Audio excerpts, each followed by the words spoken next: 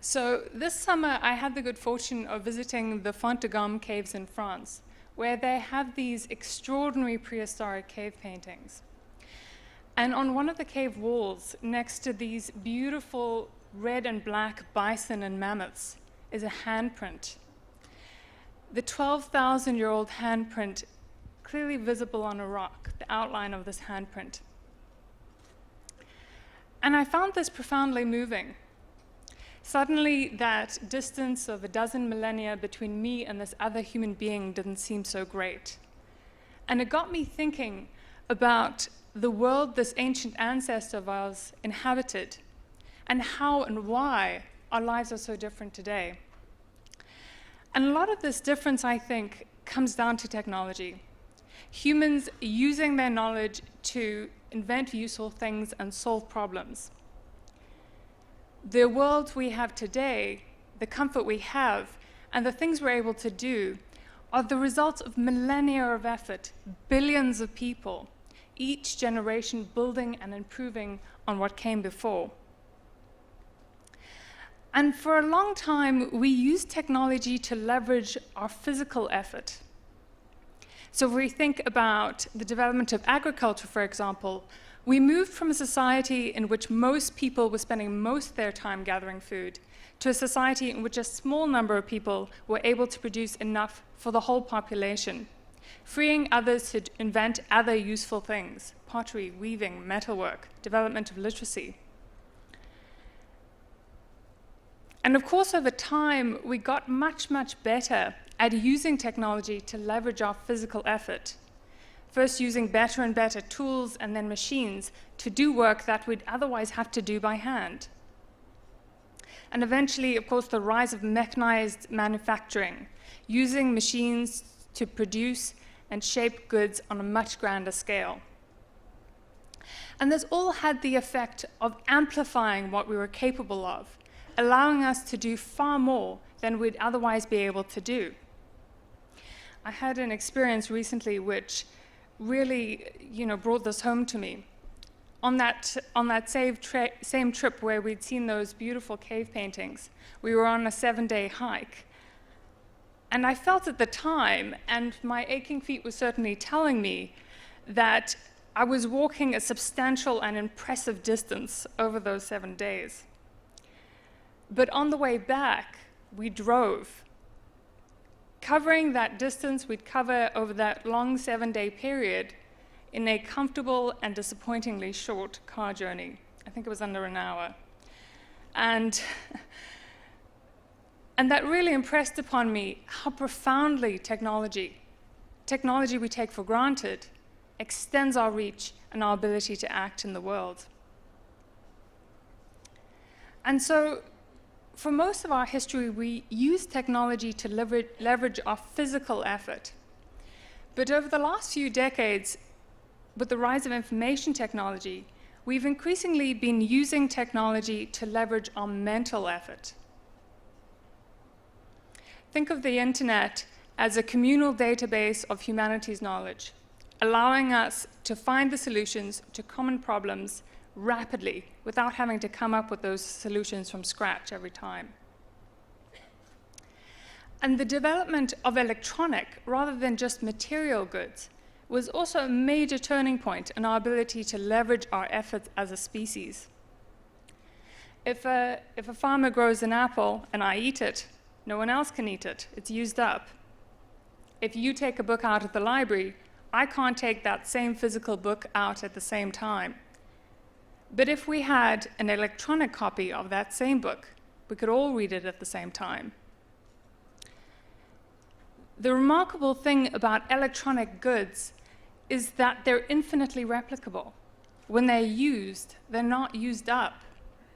And that fundamentally changes the relationship between the effort it takes to create something and the use that we, collectively, can get out of it.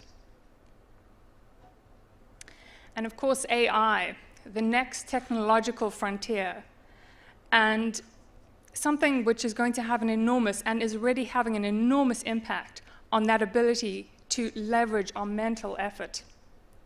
The example I know best, what we're doing with our own company, Diligen, is using machine learning to dramatically accelerate contract review. So legal teams are often faced with having to review hundreds or thousands of contracts in short periods of time. And we use our software to help them do more thorough review in a fraction of that time. And we do this through training algorithms to recognize clauses in contracts, just like a human would. So what's next?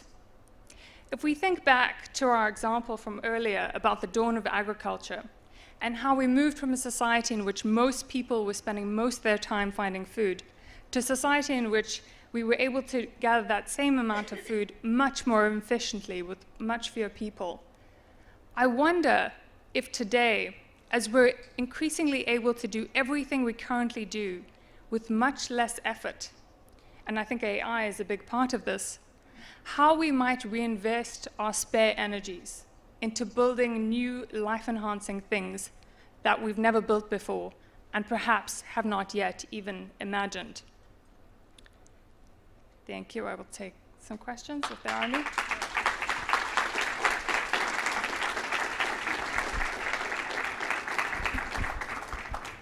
Questions? Yeah. Sure. 3 questions, please. I'll take a question there.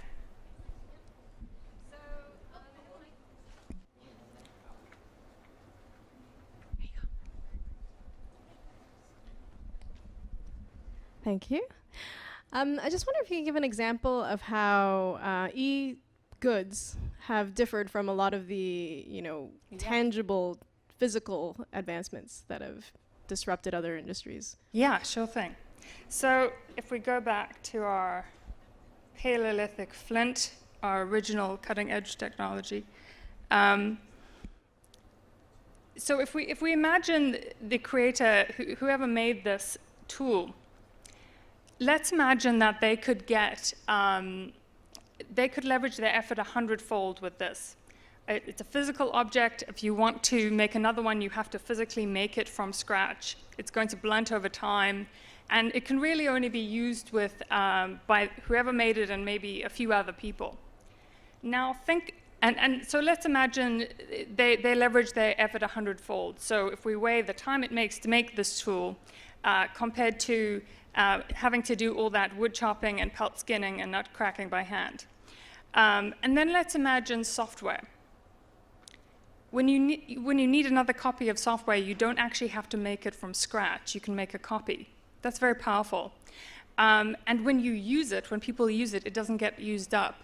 So let's imagine, a team, and I'm sure this will be familiar to many of you, a team builds a piece of software to solve a particular problem, to do something much faster, and then it can be used by an unlimited number of people to do that task. So you start to get this effect where the tool you made is used so widely that there's a huge leverage of effort, and it could be thousands of times what it would be with a physical object. I hope that answers your question. Should we go for another one, or we time up? One last question. Okay, I'll ask it. One last question. I'll ask it actually. Okay. How do you think AI is gonna? What's AI gonna fundamentally impact employment? That's a good question.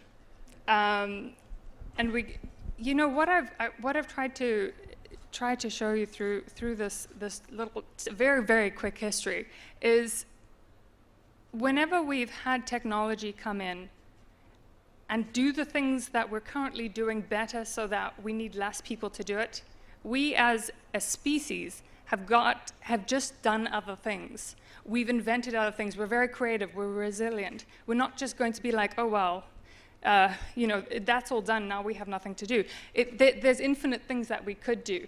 Now, how the economic system works under that's a good question, and we need smart people thinking about that. Because I think there's, particularly in the short term, potential for some disruption when technologies come in very, very fast. But I am not concerned. I think we will invent other things, and I'm really excited to see what that is.